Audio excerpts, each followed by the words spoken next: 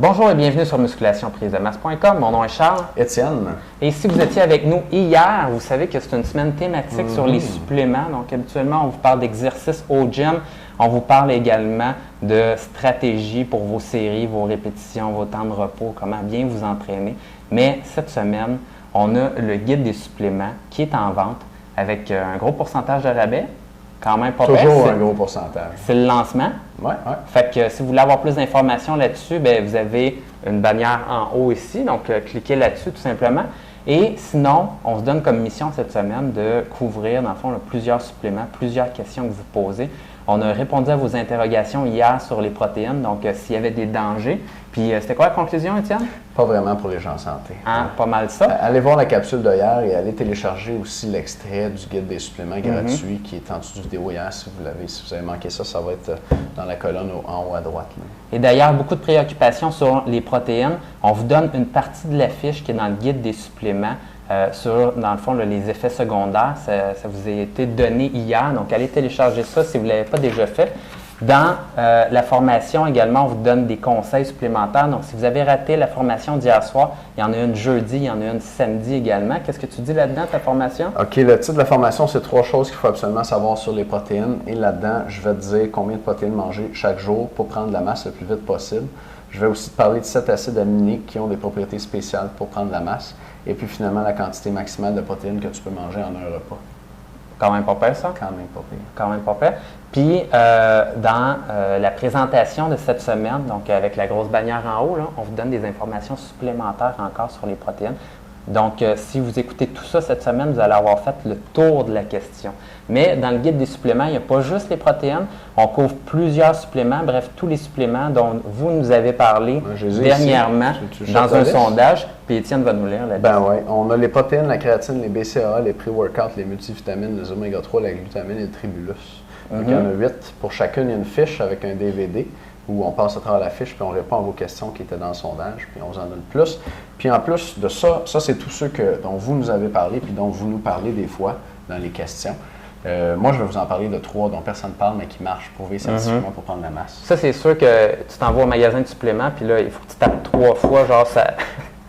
3 fois sur le comptoir. C'est le comptoir. Ouais. Là, le gars, il fait « OK, t'es un habitué, toi. Ah, c'est ça. Okay, fait que là, il te sort le supplément en dessous de la table dont personne ne parle. Oh, wow. Hein? Non, puis tu peux même pas en parler, il faut juste que tu cognes sur la table. Parce que si t'en parles, ça ne marche pas parce que c'est un supplément dont personne ne parle. Vous essayerez ça. Cogne 3 fois sur la table. Cogne 3 fois sur la table. Va faire la portée là. OK. Puis d'ailleurs, ben, vous avez plusieurs questions sur ces suppléments-là. Donc, dans le guide des suppléments, on couvre quoi prendre. Combien en prendre, quand le prendre, les bénéfices avec les preuves scientifiques. Donc, bien sûr, on pourrait vous dire n'importe quoi, mais rendu dans ces années-ci, mais on a plein d'études scientifiques qui se sont posées la question, est-ce que les suppléments, c'est bon? Fait qu'on a été voir ça, puis on vous donne les références en plus. Le pourcentage d'amélioration sur ta prise de masse, donc ça fonctionne-tu? Puis à quel point ça fonctionne en pourcentage? Quelle marque acheter pour avoir le meilleur rapport qualité-prix et on donne également les marques à éviter qui ne marchent pas. Ça a de l'allure, ça? Ça met l'allure. On fait le tour de la question. Quand même, et aujourd'hui, beaucoup de préoccupations aussi sur la créatine, un supplément que de plus en plus qui est comme qui s'en vient côte à côte avec les protéines en se disant ben ça me prend mes protéines, ça me prend ma créatine pour réussir à avoir des résultats optimaux. Est-ce que c'est vrai, est-ce que c'est pas vrai? Mais aujourd'hui, on répond dans le fond, là, est-ce qu'il y a des effets secondaires à la créatine? Oui, effectivement, la créatine, le deuxième supplément le plus vendu. Le premier, le supplément de protéines, le deuxième, la créatine. Puis finalement, on vous a posé la question, qu'est-ce qui vous faisait peur avec la créatine? Puis voici quelques réponses que vous nous avez données. Est-ce que trop prendre de créatine peut entraîner des problèmes? Bon. Les dangers et effets secondaires, il arrive quoi quand on arrête d'en prendre? Bonne question. J'en prends pas, il n'y a pas assez de recul sur les effets à long terme et en plus, c'est juste de l'eau dans tes muscles.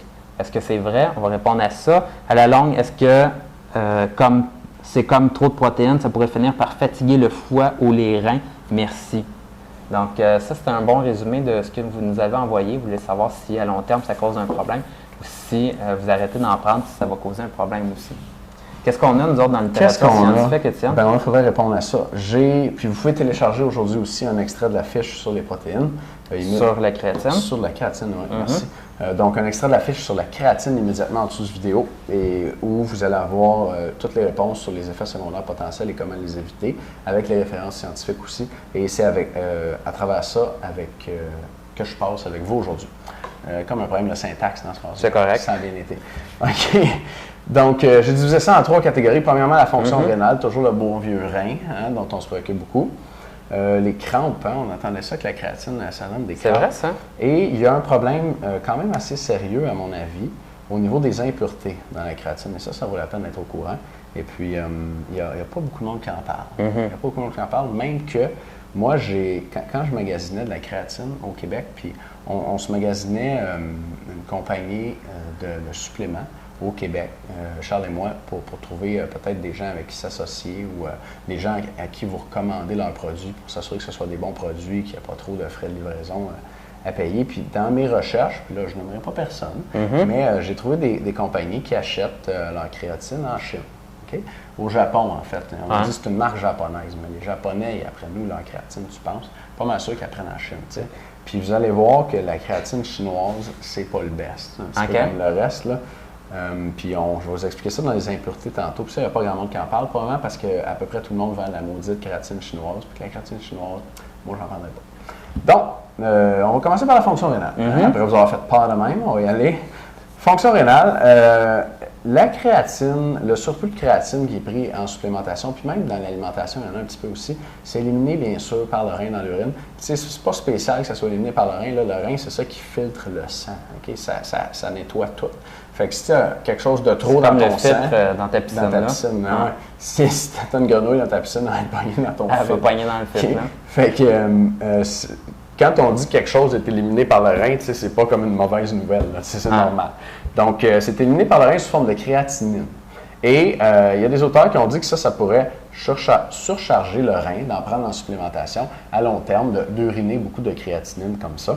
Et par contre, il y a des gens qui disent ça, puis c'est toujours bon les gens qui disent des choses. Monde-là? Ben oui, c'est plein de bonnes intentions, mais il n'y a aucune étude scientifique, mais vraiment aucune, qui montre ça.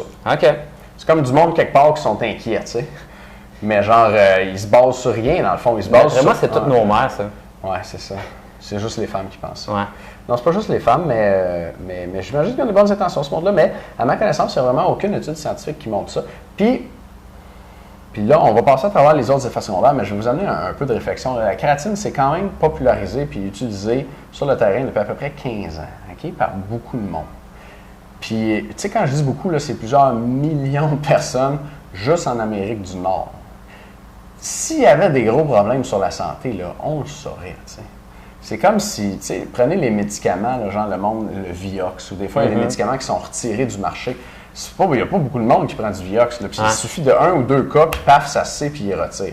Le contexte est différent, c'est le médicament, mais la créatine, il y a tellement de gens qui en prennent. Si ça serait vraiment dangereux, là, il y a déjà un médecin qui aurait fait « Wow, moi, c'est mon 5e patient qui vient de perdre un rein parce qu'il prend de la créatine. » Mais non, c'est jamais arrivé, puis il n'y a aucune étude scientifique qui dit ça.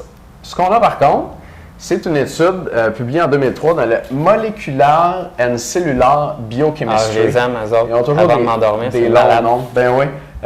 Par Crader et compagnie. Donc, vous avez à peu près 10 auteurs. Ça aussi, ça se fait pas mal en recherche scientifique.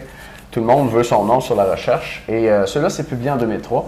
Et le titre de l'étude, c'est « Long-Term Creatine Supplementation does not significantly affect clinical markers of health in athletes ». Donc, en français, la supplémentation de créatine à long terme n'affecte pas de façon significative des marqueurs de la santé chez les athlètes. Et dans cette étude-là, ça a été fait, c'est une athlète qui a été faite sur 17 joueurs de football américain. Ça, c'est du monde qui s'entraîne fort et qui veulent performer aux States pendant 21 mois, presque 2 ans. Donc, tantôt, on avait une préoccupation sur quels sont les effets à long terme. Eh bien, il y a du monde dans cette étude-là qui ont pris de la créatine pendant presque 2 ans, à tous les jours. Ça commence à faire beaucoup de créatine. Quand même. Puis, les auteurs, les chercheurs ici, ont mesuré, ils ont fait des prises de sang et ils ont pris des échantillons d'urine et ils ont mesuré 72 marqueurs de la fonction rénale, donc les reins, hépatique, ça c'est le foie, et entre autres d'autres marqueurs comme des marqueurs de la fonction du système immunitaire. Donc 72 affaires. Et puis ils ont trouvé aucune différence. Aucune différence entre les résultats de ces 17 joueurs-là qui avaient pris de la créatine tous les jours pendant 21 mois et 44 autres joueurs qui n'en avaient pas pris. Aucune différence sur 2 ans. Donc, ça laisse croire que la créatine, même à long terme, c'est pas dommageable pour la santé. Et là, une petite parenthèse sur la recherche scientifique.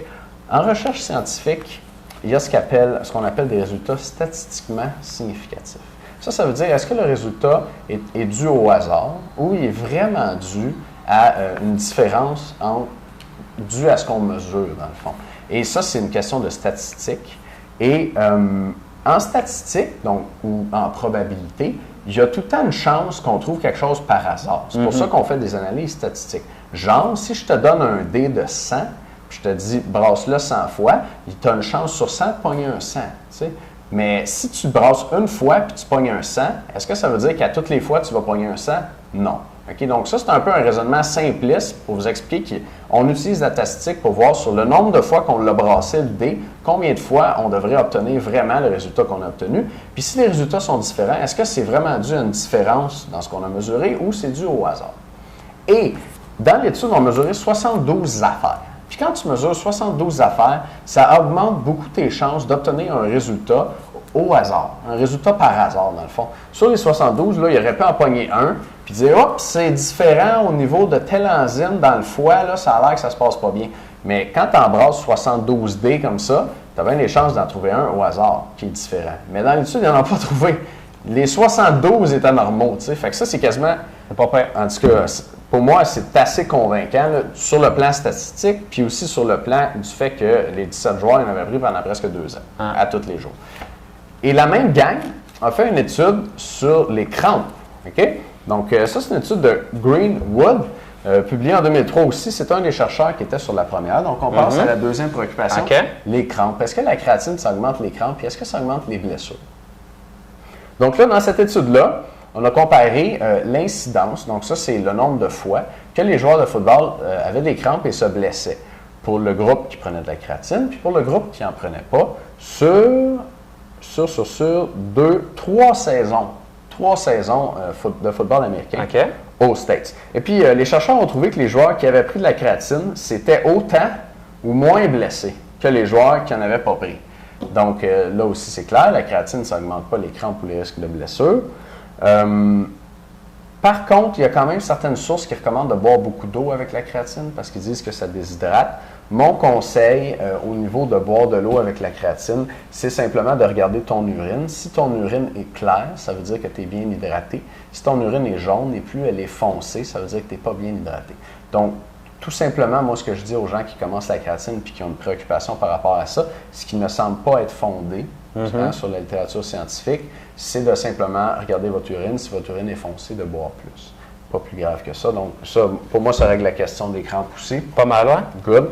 Troisième, les impuretés. Et là, c'est intéressant. Et puis ça, on n'en parle pas beaucoup. Donc, je vais vous lire ça, ça vaut la peine. Plusieurs marques de créatine bas de gamme contiendraient des niveaux potentiellement dangereux de, et là, des termes chimiques qui se prononcent juste entre nous autres. Ouais. Dans le temps des fêtes, à la famille, à table, là, pour impressionner les amis.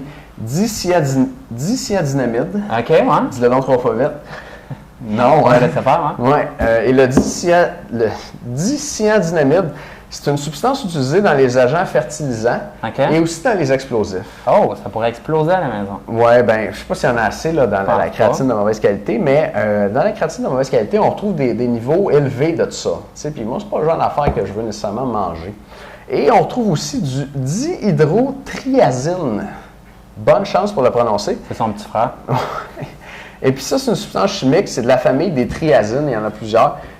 Mais celle-là n'est pas très connue, puis on ne connaît pas les effets potentiellement secondaires dangereux à long terme sur la santé de tout ça. Et le problème, ça a été mesuré dans des tests indépendants, de laboratoires indépendants. Ils ont pris à peu près 30 créatines différentes disponibles sur le marché, puis ils ont analysé pour voir les impuretés. Puis dans plusieurs de ces créatines-là, ils ont trouvé des niveaux potentiellement dangereux de ces deux substances chimiques-là dont on parle. Encore une fois, une substance qu'on a dans les agents fertilisants et les explosifs, moi, j'en mangerais pas trop. Et puis une autre qu'on ne connaît pas du tout, en fait. Et de toutes les marques analysées, il y avait une marque qui en contenait pratiquement pas. Là. On se parle des niveaux vraiment infiniment petits et quelque chose comme 1000, 2000 ou 3000 fois plus bas que ceux où il y en avait le plus. OK. Et ça, c'était une marque allemande. Et la créatine de marque allemande que tout le monde connaît, que nous, on recommande depuis toujours, c'est la Créapure. Okay, donc, la Créapure, une marque allemande, est safe. Les autres, OK? Donc, moi, je ferai attention à ça. Et le problème avec la Créapure, c'est que presque toutes les compagnies qui vendent de la créatine n'utilisent pas de la Créapure. OK. Ils n'utilisent pas de la Créapure. Puis, quand ils utilisent la Créapure, ils vont le mettre, ça coûte plus cher. Eux, ça leur coûte plus cher. Peut-être qu'à toi, ils te vendent le même prix, la créatine cheap chinoise. Les créatines chinoises, c'était les pires. Peut-être qu'ils te vendent celle-là, ils te chargent aussi cher que de la Créapure, mais ils gardent le cash pour lui, je ne sais pas. Mais quand ils payent pour la Créapure, ils mettent le logo sur la bouteille. Okay? Donc, tu vas l'avoir sur la bouteille fait avec de la Créapure. Il n'y a pas si longtemps, je suis rentré dans un magasin de suppléments avec un de mes amis. J'ai demandé s'il y en avait. Il a dit non. Il dit, il n'y en a plus. Fait que toutes les marques, ils ne vendent pas de celle-là. Mais ça se trouve encore, puis c'est pas n'importe quelle marque qui en a. Puis dans le guide des suppléments, moi, je te dis où j'achète la mienne puis quelle marque je te recommande. Mais si toi, tu fais ton propre magasinage, simplement demander une marque de créatine faite avec de la Créapure. Magazine, ça vaut la peine. Parce que de toute façon, une fois que tu achètes ça, un pot de créatine, c'est bon quand même pas mal longtemps. Là. Ouais. Ça prend du temps avant de passer au travers, pas mal. Puis pour ceux, surtout les gars qui pensent en prendre peut-être à long terme, là, ça vaut la peine d'en avoir une avec des bas contaminants. Tu sais, si toi, tu as déjà acheté de la créatine une fois pour essayer, puis c'était pas de la Créapure, tu vas pas mourir demain matin. Tu n'as pas besoin d'aller voir ton médecin si tu te sens bien. Mais si tu penses en prendre, je sais pas, 1 an, 2 ans, ça vaut la peine d'en prendre une qui est bien produite. Ces produits chimiques-là, ils se retrouvent dans la créatine parce que dans la production chimique, c'est comme des résidus mal transformés. Fait que la transformation chimique est mal faite, puis on reste poigné avec ces affaires-là. Puis, une petite touche personnelle, si ça vous tente, moi, ça fait un petit peu plus d'1 an que j'en prends tous les jours maintenant et je me sens très bien. Donc, c'est bon, ça vaut ce que ça vaut, là, quand mais même. Je suis pas malade.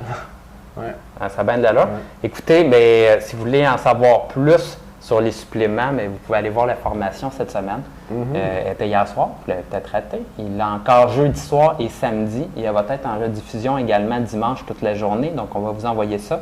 Sinon, les infos pour l'heure, c'est en bas de vidéo ici. Vous avez également notre présentation sur le guide des suppléments et on va vous donner de l'information supplémentaire sur les protéines dans cette vidéo-là. Donc, allez voir ça si vous voulez avoir tous les éléments de la protéine cette semaine. Et pour la vidéo, pour les membres, il y a 1 ou 2 petites questions qu'on n'a pas couvert encore. Je vais vous expliquer notamment qu'est-ce qui se passe, pourquoi il y a une rétention d'eau avec la créatine, puis si on arrête d'en prendre, si ça cause un problème. Puis je vous explique si c'est vrai ou pas, mais je vous dis, dans le fond, je vous explique le mécanisme, mais je peux déjà vous dire qu'il n'y a aucun problème. J'aime ça, Charles. Pas pire, ça? J'aime ça quand il n'y a pas de problème. Il n'y a pas de problème. Pas de problème, les gars. Ben, les gars, merci de nous écouter. On espère que ça clarifie les choses sur la créatine. Restez avec nous cette semaine pour d'autres détails, d'autres informations sur les suppléments. Et les membres, on se revoit dans un instant pour les questions supplémentaires sur la créatine. À bientôt. À demain.